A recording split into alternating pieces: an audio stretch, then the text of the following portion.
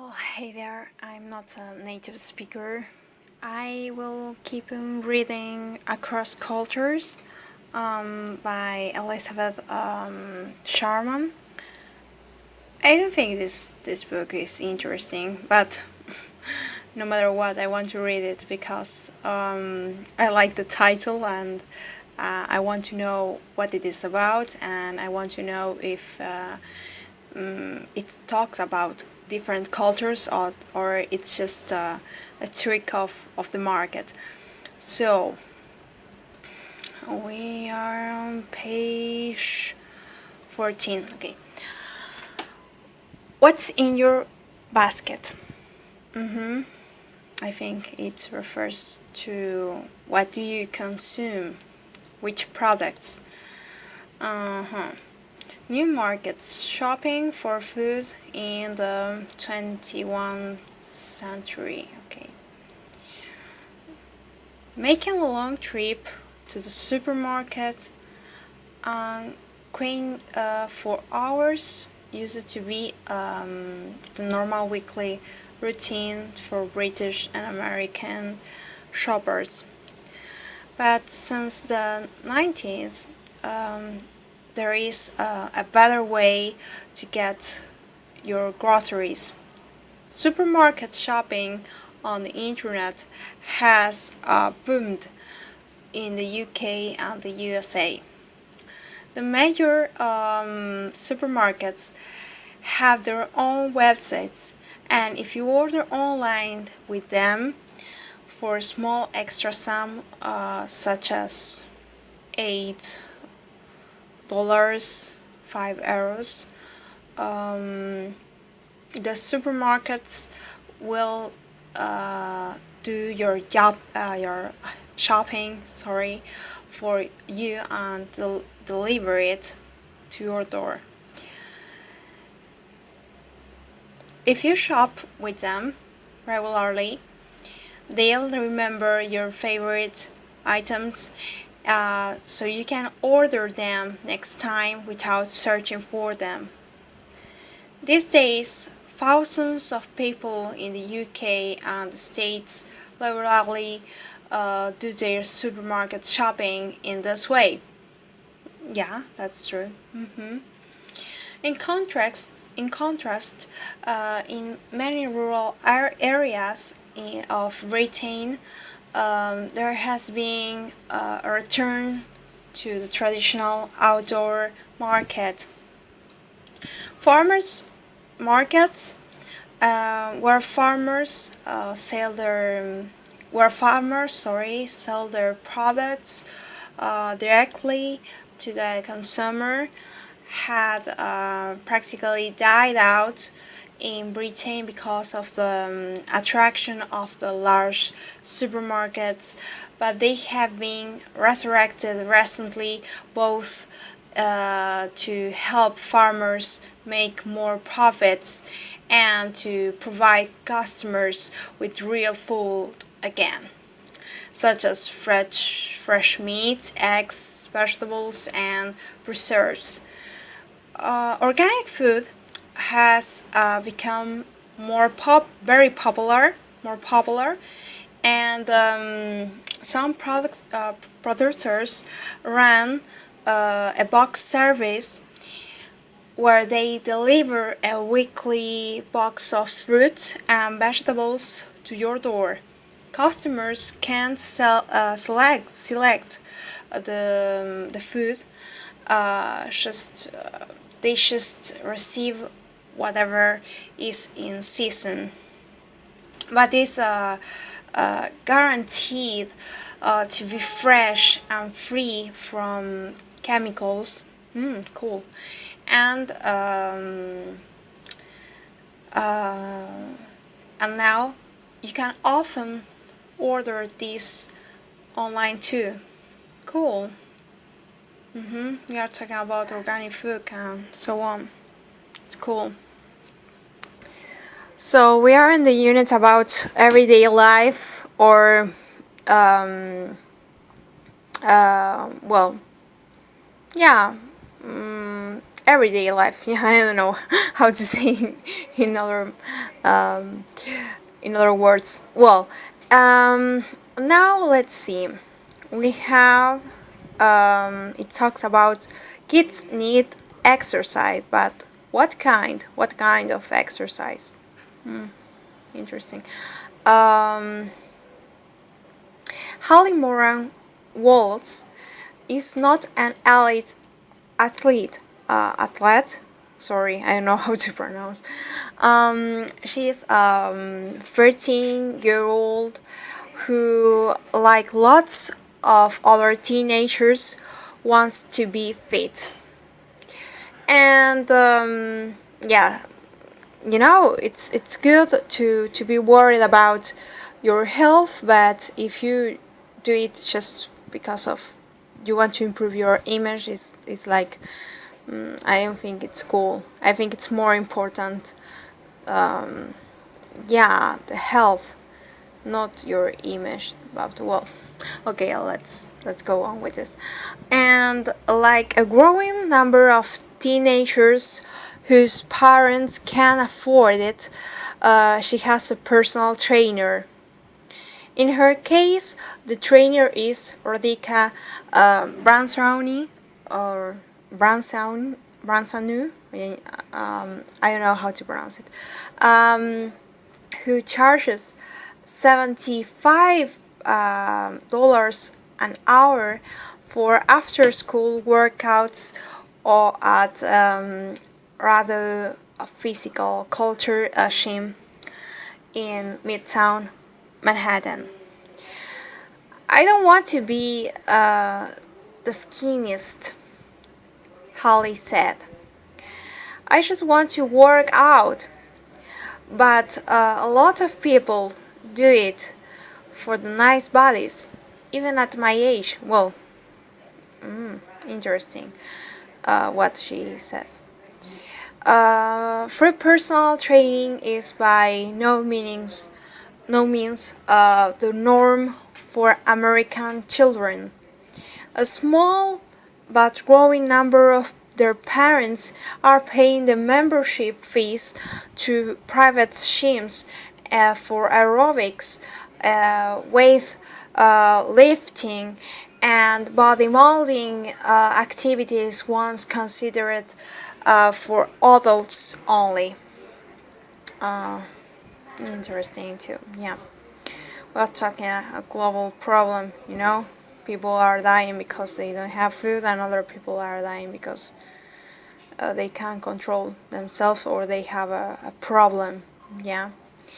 Um, at the Spectrum Club in Valencia, California, children aged 13 to 17 can become Team Fit members.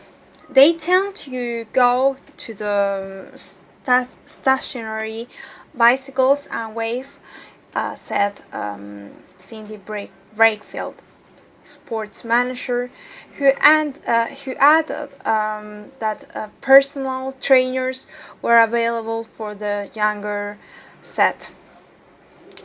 The East Coast Athletic Club in Port Washington, New York, has a program called Excel, which offers personal training at $45 an hour to children aged 12 to 17, said Christopher Petty, the fitness director. Some health experts held the trend, saying that too many children do not get enough exercise, but others disagree. It's a sad precedent, said Richard Killingsworth, a scientist at the Centers for Disease Control and Prevention in Atlanta. We are teaching a behavior that it's okay, and to be sedentary all day except for the 1 hour exercise class. So it's like saying it's not enough. We just need more exercise, not just 1 hour exercise class. In the past decade, our children have lost the idea of what is to enjoy being young and physically active. Yeah, so true. They don't enjoy this idea. So well, now we talked about South Africa and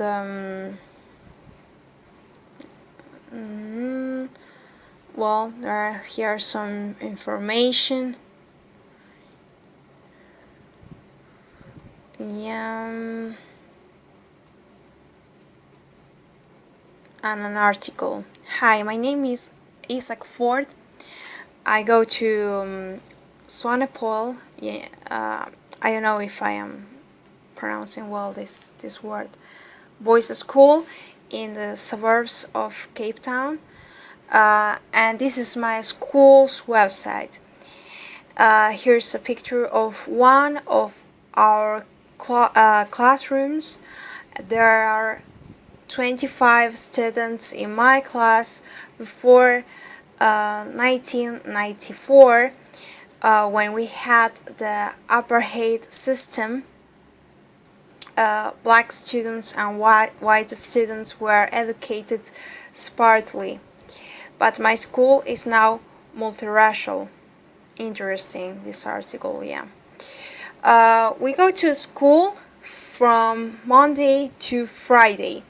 Our school day starts at 7:40 a.m. So I get up at about 6 o'clock, but that's okay because it's hot and sunny then. We have to wear a uniform. I hate it.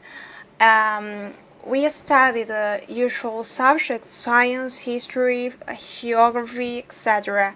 But we also study Afrikaans, which is our first language, English, and I don't even know how to pronounce it, sorry, Xhosa, I think. A local African language, sorry, I will find out later. We have two short breaks, one at 10:30 and one at 12:30. The school day finishes at 2:15. After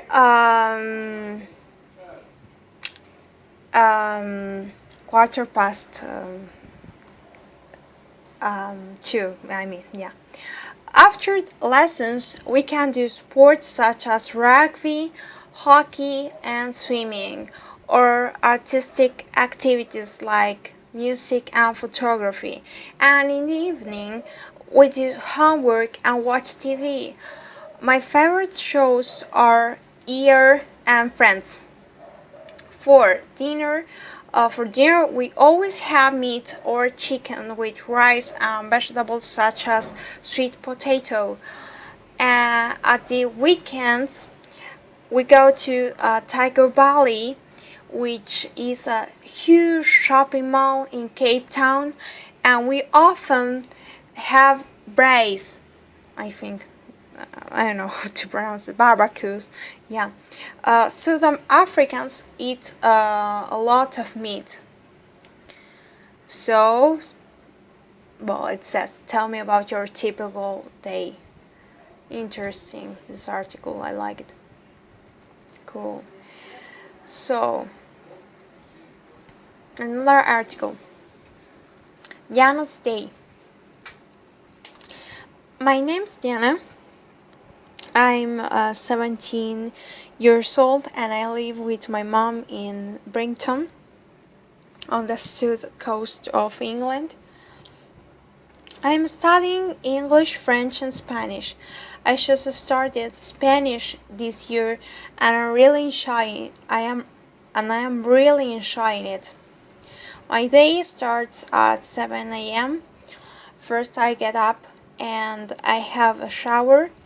Then my mom and I have breakfast together.